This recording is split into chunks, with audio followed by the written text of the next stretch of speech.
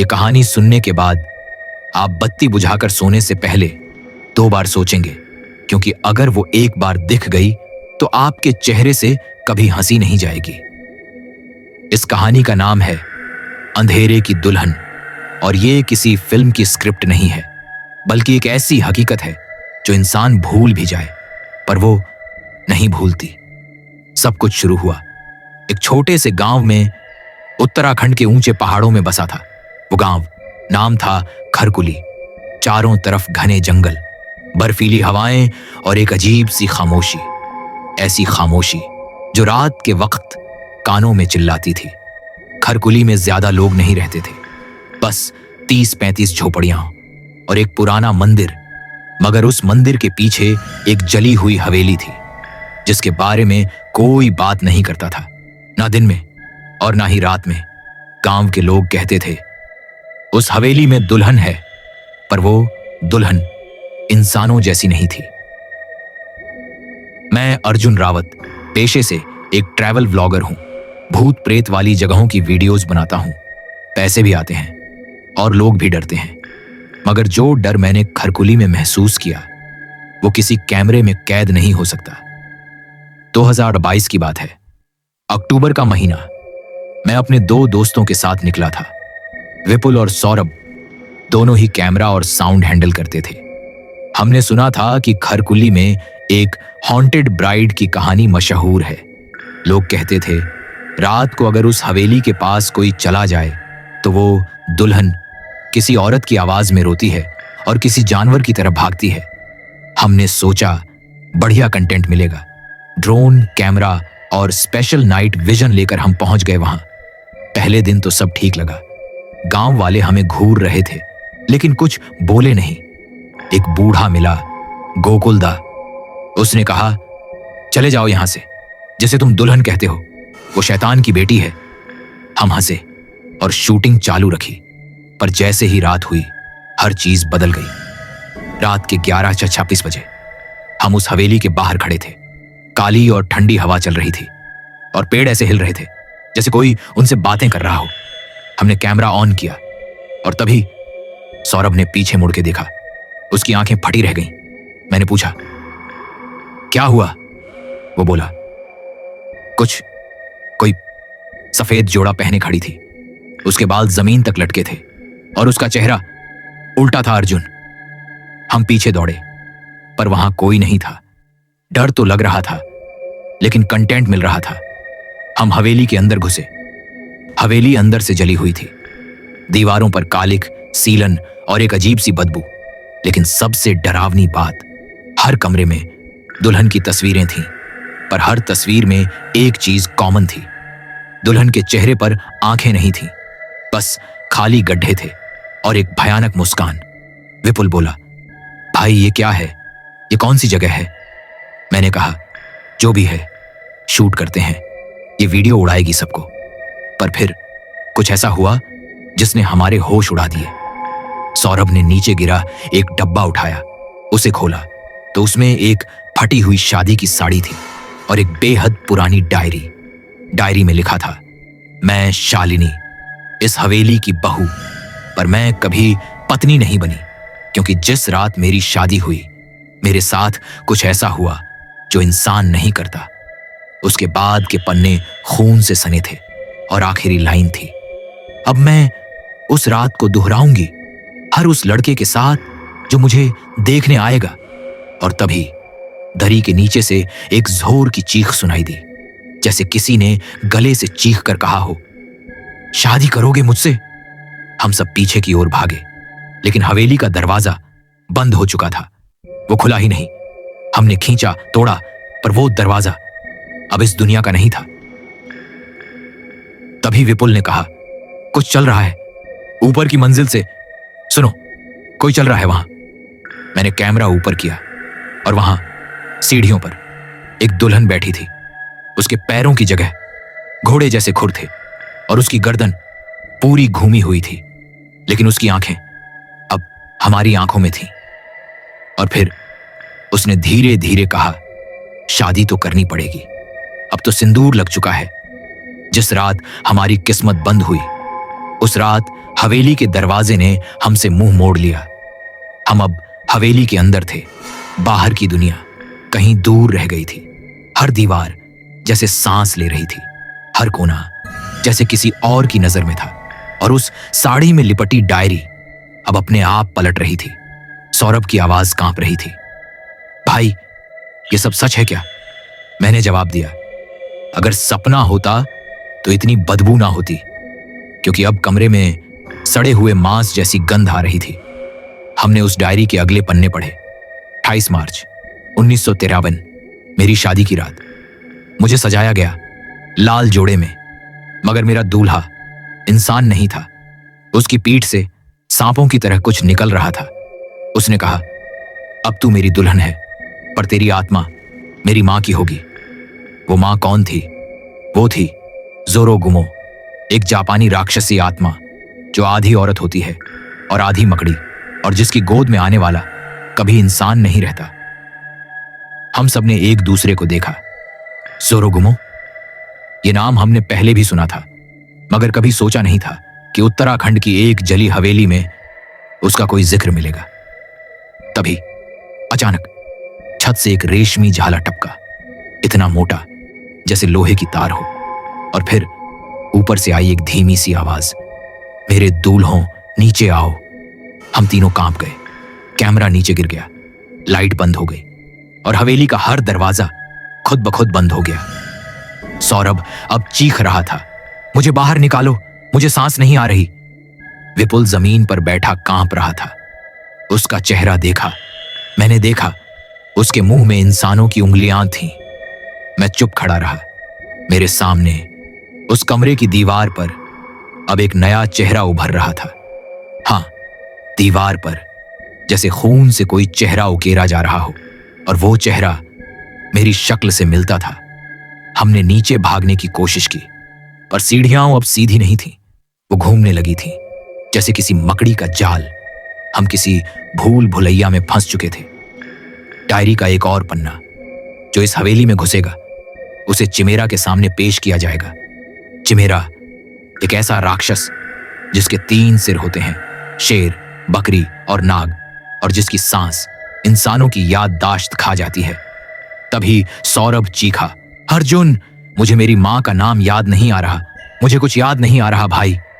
हम सब अब डरे हुए नहीं थे, हम गायब हो रहे थे। कमरे की घड़ी 12:06 दिखा रही थी, और उसी समय हवेली के एक कोने से फिर वही आवाज आई, अब तेरी बारी है अर्जुन, तेरे खून से बनाऊंगी सिंदूर और तेरे डर से खिलाऊंगी उसे। कमरे की फर्श नीचे खिसकने लगी। हम एक सुरंग में गिर गए, जहां एक पुराना मंदिर था जिसकी दीवारों पर लिखा था, जो जोरोगुमो की दुल्हन बन जाए वो कभी मरती नहीं, बस हर पीढ़ी में नया शिकार मांगती है। वहां एक और कंकाल पड़ा था, हाथ में पेंडेंट था, पीछे लिखा था शालिनी। मतलब शालिनी कभी मरी नहीं थी, उसकी आत्मा अब जोरोगुमो की संतान बन गई थी, और वो संतान अब अंधेरे की दुल्हन थी। अचानक सुरंग के अंदर एक झनझनाती आवाज आई, जैसे किसी ने नाखून से पत्थर चीर दिया हो। वो आ रही थी। उसके पैर इंसानों जैसे नहीं थे, उसके गले में इंसानों की खाल की माला थी, और उसकी आंखों में हमारा अंत लिखा था। भागो अर्जुन! विपुल की ये आखिरी चीख थी, क्योंकि अगले ही पल वो एक झटके में ऊपर उठ गया और अंधेरे में कहीं खो गया। अब मैं और सौरभ बचे थे। हमने मंदिर के एक कोने में वो तांत्रिक निशान देखा, जिस पर लिखा था, अगर ये शैतान तुम्हारा नाम जान जाए तो तुम उसके हो जाते हो। सौरभ मुझसे बोला, उसने अभी मेरा नाम लिया था, अर्जुन। उसने मुझे देखा था, याद है? मैंने धीरे से सिर हिलाया, और तभी सौरभ की गर्दन पीछे मुड़ गई और उसकी आंखों से खून बहने लगा। अब तू बचा है, दूल्हा नंबर 3। वो सिर्फ बाहर से दुल्हन नहीं थी, वो तुम्हारे अंदर घर बना लेती है। मैं अब अकेला था। सौरभ और विपुल दोनों हवेली में कहीं गायब हो चुके थे। कमरे में एक अजीब सी गूंज थी, हर तरफ कानों में गूंजती आवाजें। तू अर्जुन है ना? तेरा नाम अब मेरा है। मेरे सिर में जैसे हजारों कीलें घुस रही थीं। दिमाग घनघना रहा था। मैंने अपने हाथों पर देखा, खून के निशान थे, पर मुझे याद ही नहीं आ रहा था मैंने किया क्या था। तभी एक कमरा खुला, वो दरवाजा जो पहले नहीं था। मैं अंदर गया तो वहां एक औरत खड़ी थी, सफेद कपड़े, गीले बाल, आंखों में खालीपन और होंठों पर मुस्कान। उसने धीरे से कहा, तू अर्जुन है, पर तू बचा नहीं है। मैंने डरते हुए पूछा, तुम कौन हो? वो बोली, मुझे लोग सिया कहते थे, पर मैं अब सिर्फ एक चेतावनी हूं। मैं 1997 में इस हवेली में आई थी। मेरे मंगेतर ने जिद की थी कि इस जगह की कहानी रिकॉर्ड करेंगे, पर उस रात उसने मुझे मेरे ही खून से सिंदूर लगाया ताकि वो ब्राइड ऑफ फ्रैंकेनस्टाइन के अभिशाप से बच सके। मैंने कहा, यह सब पागलपन है। वो मुस्कुराई और दीवार की ओर इशारा किया। दीवार पर लिखा था, अगर तुम खुद को भूल जाओ तो वो तुम्हें याद रखती है। तभी दीवार से एक छाया निकली, एक महिला जिसके आधे चेहरे पर सिलाई के निशान थे और आधा चेहरा जला हुआ। उसके होंठ टांके से बंद थे और उसकी आंखों से आग निकल रही थी। सिया पीछे हट गई और बोली, वो आ गई है, ब्राइड ऑफ फ्रैंकेनस्टाइन। वो औरत हवा में तैर रही थी, उसके बाल जमीन तक लटक रहे थे और उसके साथ एक और साया था जिसके शरीर में 10 आत्माएं उलझी हुई थीं। वो था दिबुक, एक यहूदी राक्षसी आत्मा जो मरे हुए इंसानों के अंदर घुस जाती है। अब मेरे सामने 2 भूत थे, 2 अलग संस्कृतियों के, पर एक ही मकसद, मुझे हथियाना। मैं जमीन पर गिर गया, मेरा शरीर बेकाबू हो गया और तभी सिया ने मेरी ओर कुछ फेंका, एक लोहे का पेंडेंट। उसमें लिखा था, शुद्ध नाम बोलो आत्मा से पहले। मैं चिल्लाया, मेरा नाम अर्जुन रावत है, मैं खुद को नहीं भूलूंगा, मैं डर नहीं रहा। तभी एक भयानक जोर की आवाज आई और कमरे में तेज रोशनी फैल गई। दिब्बुक की आत्मा चीखी, ये नाम मुझे जला रहा है, और वो हवा में बिखर गया। ब्राइड ऑफ फ्रैंकेनस्टाइन की देह में आग लग गई। वो तड़पती रही और फिर फर्श में समा गई। सिया ने मेरी ओर देखा, तू बचा नहीं है अर्जुन, तू अब सिर्फ एक शिकार नहीं है, तू अब चयनित है। मैंने कहा, क्यों, किसके लिए? उसने कहा, उसके लिए जो दुल्हन नहीं बल्कि एक काल है। और फिर हवा में गूंजती आवाज आई, अब तू मेरी बारात का हिस्सा है अर्जुन, तैयार हो जा, अगली रात 7 फेरे हैं। मैं अब तक डर रहा था, पर अब जो देखने वाला था उसने मुझे डरने का हक ही नहीं छोड़ा। मैं भागा, हवेली की सुरंग से निकलकर मैं अंधेरे जंगलों में दौड़ता गया। हर शाख, हर पेड़ जैसे मुझे रोकना चाहते थे। कहीं से बच्चों की हंसी आ रही थी तो कहीं किसी बुजुर्ग की फुसफुसाती आवाज, दूल्हा भाग गया, दुल्हन अब नाराज है। किसी तरह मैं गांव की हद में पहुंचा, पर अब वो गांव वही नहीं था। झोपड़ियां जली हुई थीं, गायब लोग, सड़क के किनारे जले पड़े थे, और सबसे डरावनी बात, हर दीवार पर, हर पेड़ की छाल पर लिखा था, वेलकम टू द वेडिंग। मैंने एक झोंपड़ी में शरण ली। वहां एक बूढ़ा बैठा था, गोकुलदा, और उसकी आंखें अब सूनी थीं। उसने मेरी ओर देखा और कहा, तू भाग नहीं सकता अर्जुन, क्योंकि तेरा शरीर अब उसका हिस्सा है। मैं कांप गया, कौन उसका? वो बोला, जिसे सब दुल्हन कहते हैं, पर जो असल में एक शैतानी त्रिकोण की रानी है। त्रिकोण? गोकुलदा ने दीवार पर राख से एक आकृति बनाई, 3 सिरों वाला त्रिकोण, हर कोने में एक नाम। एन, चिमेरा, शरीर को खा जाता है। 2, जोरोगुमो, आत्मा को बांध लेती है। 3, दुल्हन, नाम को निगल जाती है। जब ये तीनों जुड़ जाएं, गोकुलदा बोला, तो इंसान न शरीर रहता है, न आत्मा, न पहचान, बस एक जिंदा लाश जो खुद को पहचान नहीं पाती। और वही इस दुल्हन की असली शादी है।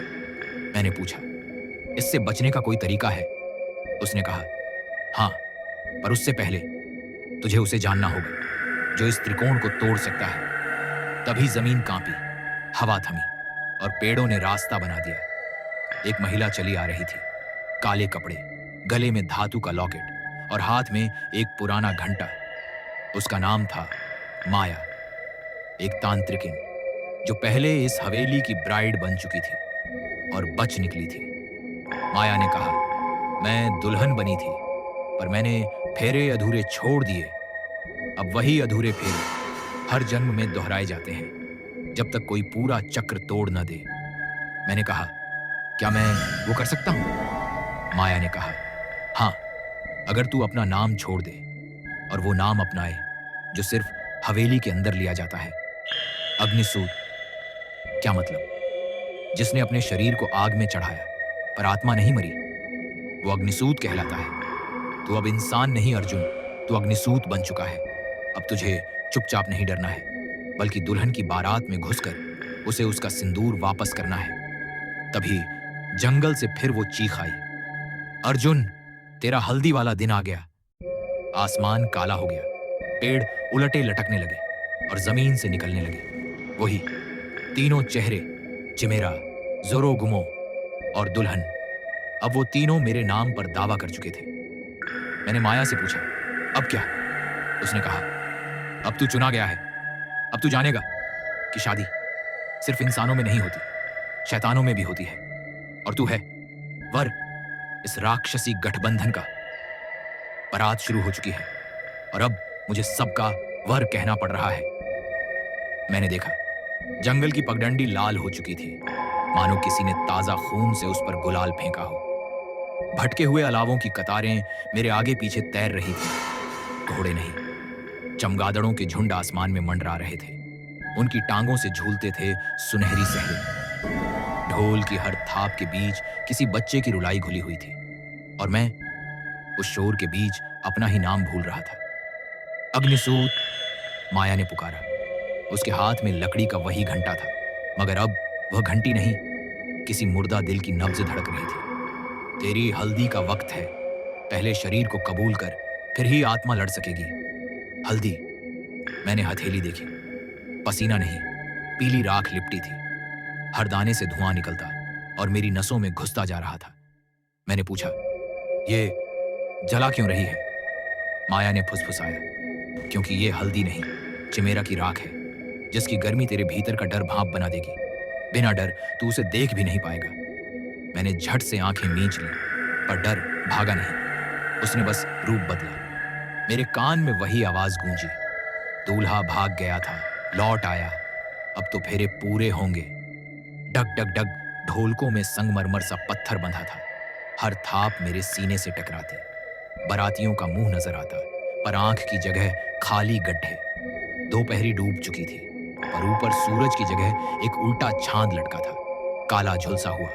और उन सब के बीच विपुल दिखाई दिया, सिल्क का कुर्ता पहने, मगर गर्दन पर सिलाई के निशान। उसने मेरे कंधे पर हाथ रखा।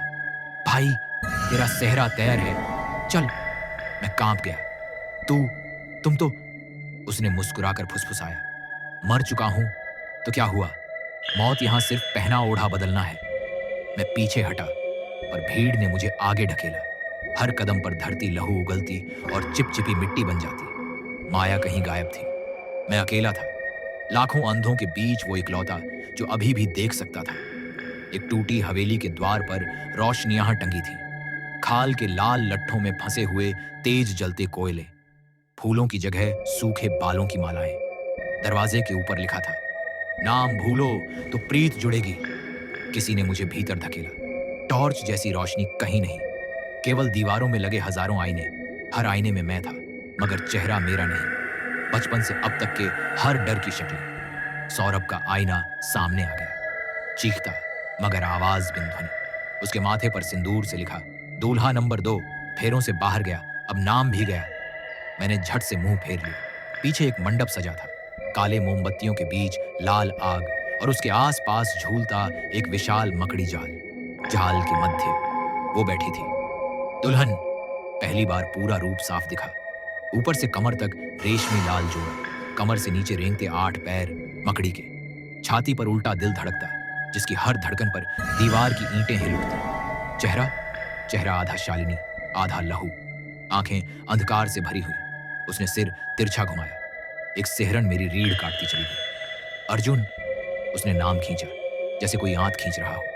नाम प्यारा है, स्वाद और प्यारा होगा। मैंने सबसे पीछे हटने की कोशिश की, मगर जाल के रेशे पैरों में लिपट गए। हवा गंध से भारी। याद आया, माया ने कहा था नाम छोड़ दे। पर कैसे? मेरे होंठ कंपा उठे। अचानक यादों के पार एक हल्का सा धागा टिमटिमाया। मां की आवाज, स्कूल का पहला दिन, मेरा उपनाम, मेरे दादा का उपनाम। मैंने चीख कर कहा, मेरा नाम अर्जुन रा। आधी बात गले में अटक गई। जाल ने कसते कसते सांस रोकी। दुल्हन हंसी, हलक से निकलती चूहे सी चरचराहट। नाम पूरा कहे बिना अग्निसूत नहीं बनता, वर्ण चिन्ह नहीं जलेगा। बोल। मैंने आंखें बंद की और वहीं भीतर अचानक रिश्ता पलटा। मुझे लगा कोई दूसरा मुझ में बोल रहा है, किरकिरा पर दृढ़। मेरा नाम अब नहीं, मैं नाम रहित अग्निसूत हूं। मेरा आग तेरे सिंदूर को पी लेगी। अगले ही पल मेरे हाथ जल उठे। हल्दी की राख दहक गई, अंगुलियों से लपट फूटी। जाल भभक कर आग पकड़ गया। दुल्हन चीखी, उसकी चीख में हजारों स्वर। चिमेरा की दहाड़, जोरोगुमो की कराह, बच्चे की रुलाई, बूढ़ी फुसफुसाहट, सब एक साथ। दीवारों के आईने फूटने लगे।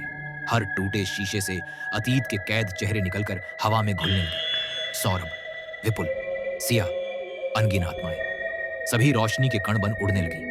दुल्हन जाल से लटकी लटकी छटपटा रही थी। उसकी हंसी बड़बड़ाहट बन चुकी थी। तेरा नाम, तेरी यादें कहां छिपाएगा? आग बुझ जाएगी, फिर क्या बचेगा? मैंने पहली बार खुद के भीतर झांका और पाया स्मृतियां टिमटिमाती दीपक सी जल रही थीं। एक पल को लगा सचमुच राख हो जाऊंगा, पर उसी क्षण चारों दिशाओं से वह धातु लोकट उड़ता आया। माया ने कहीं से फेंका होगा। लोकट मेरे सीने से टकराया और फट पड़ा। रेशमी उजाला। उस उजाले ने आग को रूप दिया, लाल पीली नहीं, शुद्ध सफेद ज्वाला। होली के धुएं सा वह प्रकाश दुल्हन को लपेटता चला गया। हर लपेट पर दुल्हन का एक चेहरा झड़ता। कहीं चिमेरा का शेर मुंह, कहीं जोरोगुमो के मकड़ी लौंग, कहीं किसी अजनबी कन्या का आंसुओं से भरा मुख। कुछ ही पल में वह अछोर अंधेरे सा जाल राख निकला और उसके बीच घुटनों पर झुकी शालिनी बची, मानव रूप में, विषाद से भीगी। उसने फटी फटी आंखों से मुझे देखा। मैंने किसी को मारना नहीं चाहा, मुझे ही शिकार बनाया गया। मैं अब भी दुल्हन ही हूं, किसी की, जिसने मुझे बांधा, मेरे नाम को जलाया। वो बेसुध गिरी, आग ठंडी हुई, बारात चुप, ढोल टूटकर खंडहर बने। अचानक सब शून्य। तभी माया सामने आई, आंखों में आंधियां।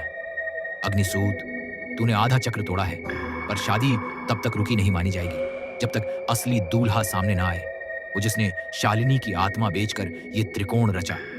मैंने पूछा, कौन? माया ने मेरी ओर घंटा बढ़ाया। उसमें से गूंजती आवाज उभरी, गोकुलदा। मैं सिहर उठा। वो बूढ़ा? माया ने सिर हिलाया। गांव का भिखारी नहीं, त्रिकोण का पुजारी है। दूल्हा वही था, हर पीढ़ी में नया नाम खोजता, नई रूहें घसीटता। अब उसे रोकना होगा। आज रात, चौथे पहर, मंदिर की अंधेरी कुंदरी में, दूर कहीं फिर ढोलक की एक टूटी थाप गूंजी। पुनः जागती बारात का संकेत। अग्नि बुझी नहीं थी, बस रंग बदला। और मुझे समझ आ चुका था, सिंदूर अभी शेष है, फेरे अभी शेष हैं, पर इस बार मैं वर नहीं, दानव दलन बनकर जाऊंगा। जिसे हम बूढ़ा समझते रहे, वो असल में दूल्हा नहीं, पूरा त्रिकोण ही था। मैं माया के साथ गांव की सीमा तक पहुंचा, जहां मंदिर था, एक पुराना टूटा मगर गहराइयों से भरा हुआ, जिसके नीचे थी कुंदरी, एक अंधेरी गुफा, जहां हर 27वें साल की अंतिम अमावस्या को सिंदूर विलय होता है। और आज वही रात थी। मंदिर के नीचे उतरते ही हवा बदल गई। हर दीवार पर शादी के संस्कारों की उलटी छवियां थीं, फेरे उलटे, मंत्र विकृत, और हर मूर्ति का मुंह फटा हुआ। मैंने पूछा, माया, यही वो जगह है? उसने कहा, यहां ही। वो बैठा है, जो खुद को गोकुल दां कहता है, पर असली नाम है घोराक्ष शैतानों का पुजारी, जो अपनी आत्मा 3 टुकड़ों में बांट चुका है, एक चिमेरा में, एक जोरोगुमो में और एक दुल्हन में। हमने जैसे ही गुफा में प्रवेश किया, एक विशाल मंत्र गूंज उठा, वर्णम अग्निसूताय स्वाहा।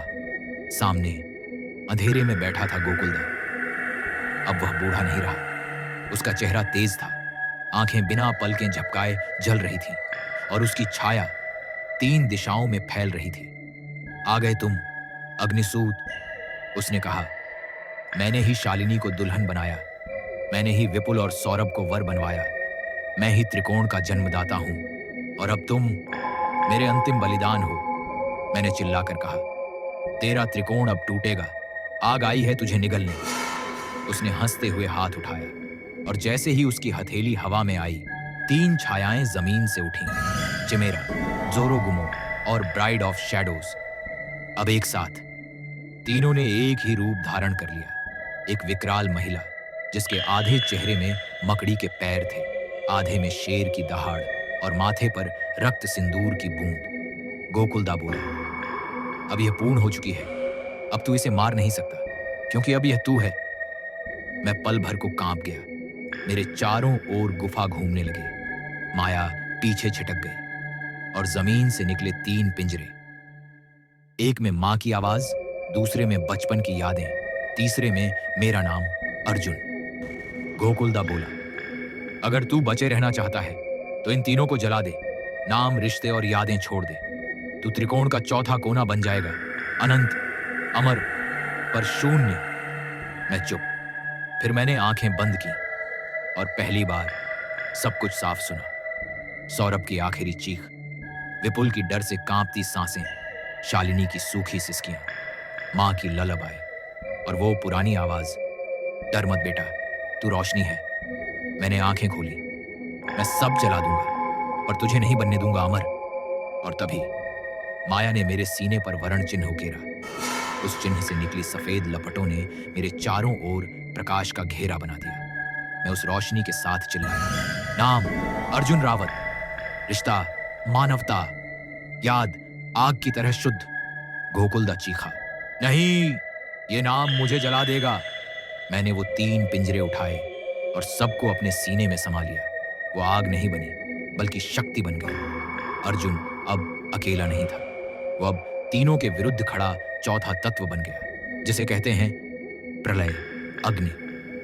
मैंने घोराक्ष की ओर देखा और कहा, अब तेरी शादी अधूरी रहेगी, क्योंकि वर मर नहीं रहा, तू खुद मिटेगा।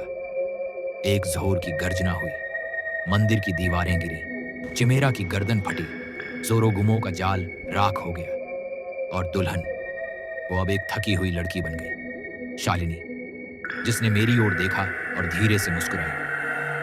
अब मैं मुक्त हूं। गोकुलदा का शरीर जल रहा था पर वो हंस रहा था। ये अंत नहीं है, अगली बार जब कोई नाम भूल जाएगा हम लौटेंगे, फिर से फेरे होंगे।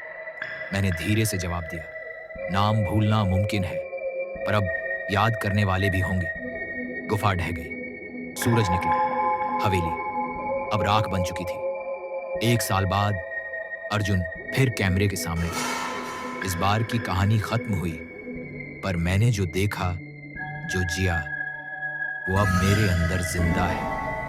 याद रखना, अगर कोई तुमसे कहे कि नाम में क्या रखा है तो बस मुस्कुरा कर कहना, सब कुछ